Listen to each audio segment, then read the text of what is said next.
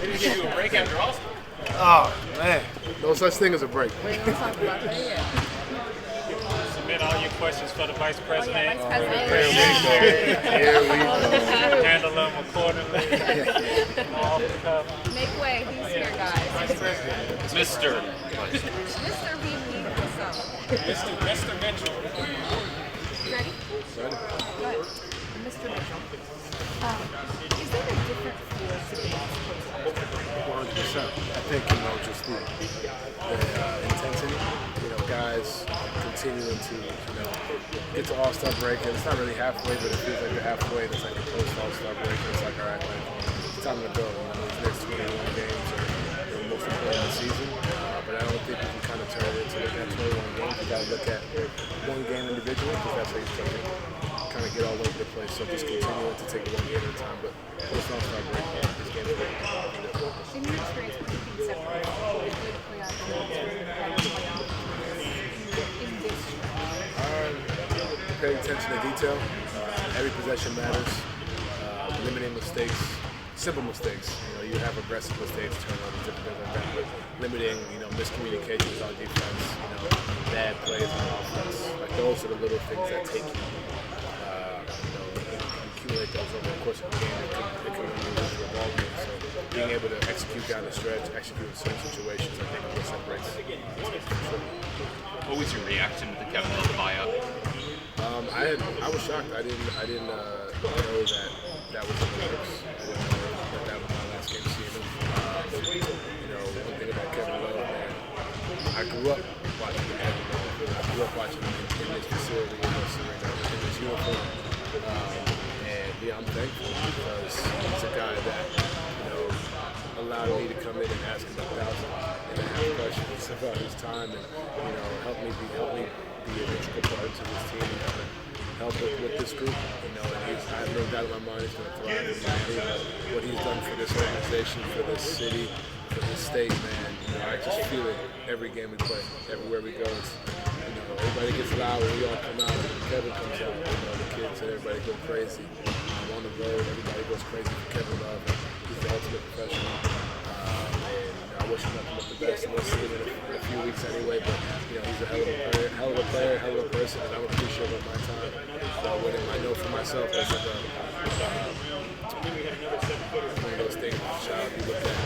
I keep talking about this full circle moments, and that's another one that I'm very appreciative of. Is there another side of that, Donovan? Like, how do you as players handle it when, this is a guy who has helped you? Obviously, he talked about all the things that he has accomplished throughout here, but he's willingly choosing to leave you. I wouldn't say, I don't think any of us took it personally. I think with his role in the past 10 or 11 games wasn't what he wanted. As players, we understand that, and if that was his decision, that's fine. We'd have no love lost. I don't hate him. I don't want to, it's on the court I hate him, but at the end of the day, that's a guy I ultimately respect. He sees value in the way he can play, and he wasn't given an opportunity here. And I think that's the ultimate best decision for him as a player, and you want to respect that.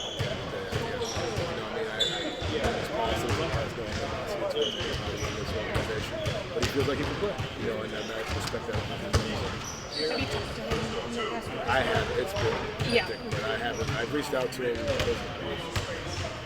Maybe yesterday. It was real brief. I know both of us, we both been moving, everything's been hectic, but I plan on talking to him, before we get done. Is there somewhere specifically, Donovan, you're putting your focus individually for this stretch, the final 2 months? It's being locked in as a leader. And honestly, in different games, that's different things. But I think the consistent theme is being ready to play, and being ready to do what I do during this stretch and going out there every second of the game, trying to be the best that I can be. Not putting too much pressure on myself, just going out there and just being who I am, and letting the guys just kind of follow and being able to just empower everybody as a player. When you talk about just being who you are, you've had such a great impact in a short amount of time. Just with this organization, is that something you as a player you can feel? Yeah, I think it's one of those things I start to feel as the season progresses, and it's something that I don't take for granted. I think it's one that I have to earn the respect of everybody in this building. I have to earn what's been given to me. Obviously, I've done what I've done in my career, but then come here is a lot of unknowns, and then coming in here and kind of setting that tone from the jump. Like, this is who I am. I'm willing to join the group, but on my own, do anything differently, and kind of making sure that was the first thing I kind of set that tone with. And being a part of the group, and guys have accepted me and allowed me to kind of lead and be that guy, and I'm very appreciative of it.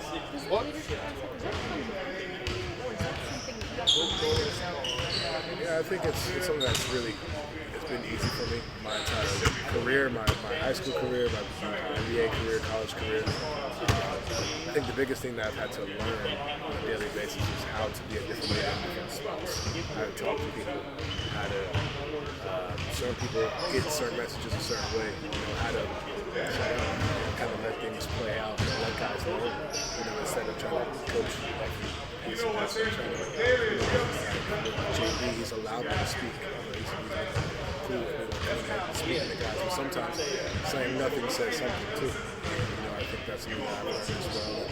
Also, it's not just me. You got Ricky Rubio out there who's helping me. You got Robin Lopez, you got Paulo Neto, guys who've been there. Jetty Osborne has been there. Jetty does it in his own way, in his own way, but being able to not just have it all just be the same voice after a while. What are you hoping to accomplish from your new elected position? Say again? What are you hoping to accomplish with the Players Association? Well, first of all, I would like to say that we don't have a lockup, but I can't speak on that. That's the ultimate goal. We want to play games. We want to play basketball. We want to be able to provide for our fans. We also want to be able to put on the game for our fans, but also being able to pay the game forward. Pave the way for the guys who are coming behind us, like the guys who in front of us did. Continuing to be, leaders in that respect, and I think that's something that I really want to focus on. I feel like I have an impact. I know a lot of guys in this league. I think being able to kind of reach different demographics of the league, I think is huge.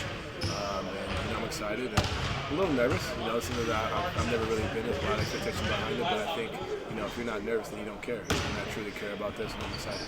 There's a lot of conversation about March 30th. I think it's March 31st with the CBA talks. Where just how involved now is a VP? Do you get into that? I haven't gotten in right away, so I have a little bit of time. I have a little bit of time before I get into it. Like I said, I got voted Saturday morning, I think it was. So it's right in the All-Star weekend. So I got some time. I'll be on calls in the coming weeks for sure, and I'll be on stuff, and then I'll be able to comment more about all the stuff going on. I was just worried about your personal involved, how involved in due time it'll happen. Is that something you campaign to be part of? Excuse me? Is that something you campaign? Yeah. So how the process works is you go in. First of all, you have to be nominated, and I was nominated, and then you have to give a mini speech, nothing that's prepped, but kind of just basically what I think you just asked me, what do I hope to get done, what do I hope to accomplish, and then they have a vote.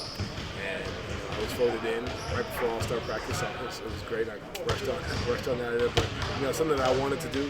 I've said that since I got into the league. I just really wanted to see. It took a while for me to really get involved because I wanted to kind of see how the league works, not just from a basketball standpoint, but from the other side.